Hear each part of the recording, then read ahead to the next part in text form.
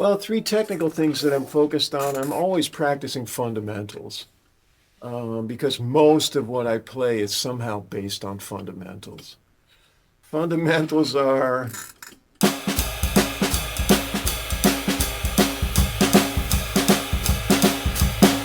simple things like that are 80% of what I do. Comping and having coordination, that kind of simple coordination. And then being comfortable with it at a variety of tempos. Because actually this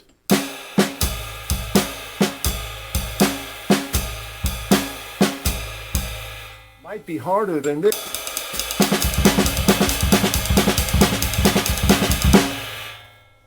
Because at the fast tempo, there's no time to think about where you're going to put the notes. But at the slow tempo, there's all this time where you can judge, where am I going to put these notes? And so that's what makes it more difficult at the slow tempo. But then I have some little projects that are designed to sort of expand what's possible. I think there's really only two reasons people mess up the time. One is they go for something they don't have control over, or the other is they lose their concentration. So I'm always looking for things to practice that challenge my concentration and my coordination. And that combination, there's a million possibilities that challenge those things.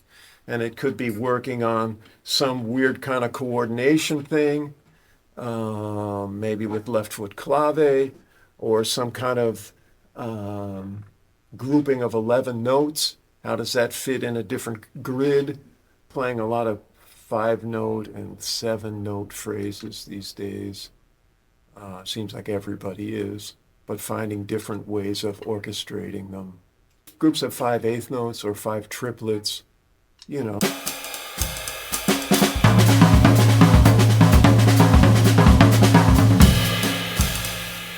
Or in the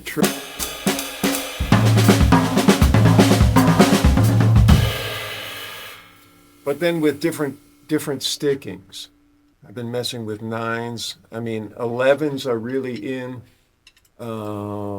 because 3 11's is 33. That puts the last note of the third group on the one of the next phrase, and that's like a tabla lick. So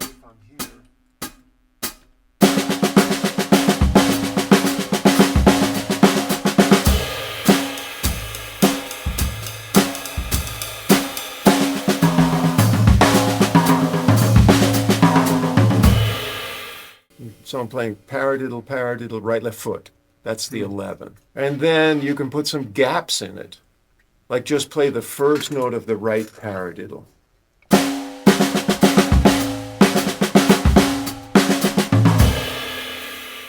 I've also, occasionally I get sucked into the YouTube rabbit hole. You too? I do. I do.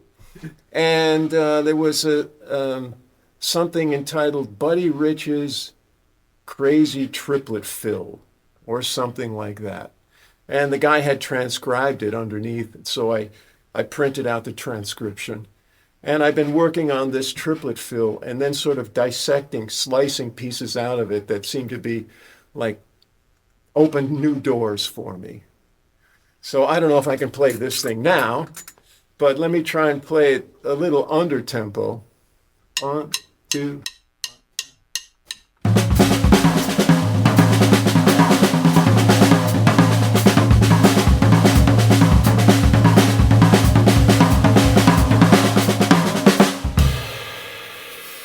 Well, let me play it up to tempo.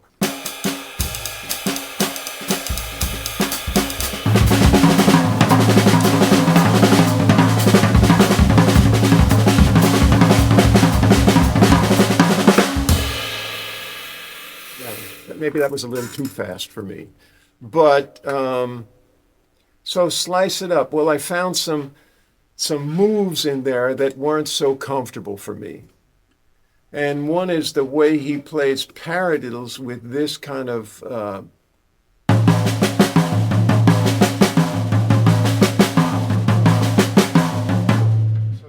contrary motion, right? The right hand is moving clockwise and the left hand is moving counterclockwise.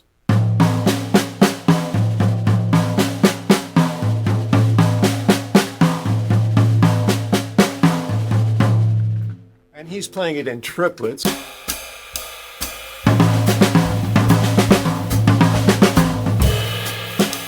just a little fragment of this thing.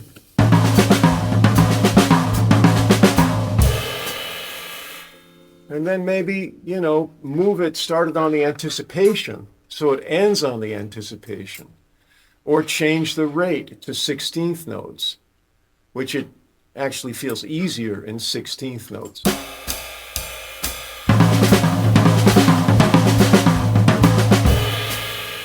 Changing the rate in the middle of it. So that's one little thing I sort of sliced out of it. Then he's got this other phrase where it's a 9-note phrase, and in triplets it's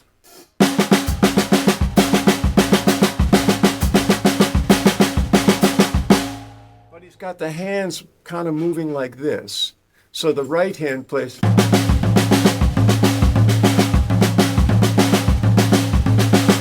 the left hand plays.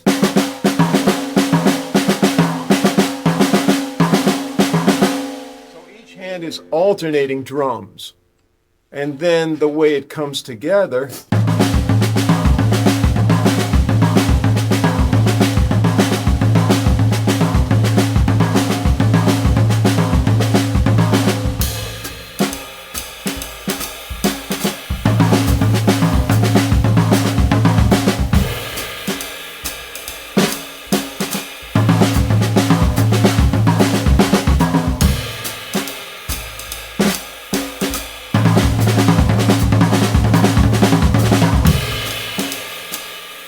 So taking that same phrase and accelerating it to the 16th note rate, which he doesn't do. So I'm trying to find moves that are new for me and then find a new sort of application for them. Rather than playing it exactly the way he played it, try and find a way. I think of this stuff as like food. When you eat chicken, what comes out isn't chicken, what comes out is energy. When I eat this kind of stuff, I don't want it literally to come out. But in the practice room, I practice it until I can play it perfectly. And then I find what feels to me like material that I haven't explored. And so I use that as food to find some new stuff.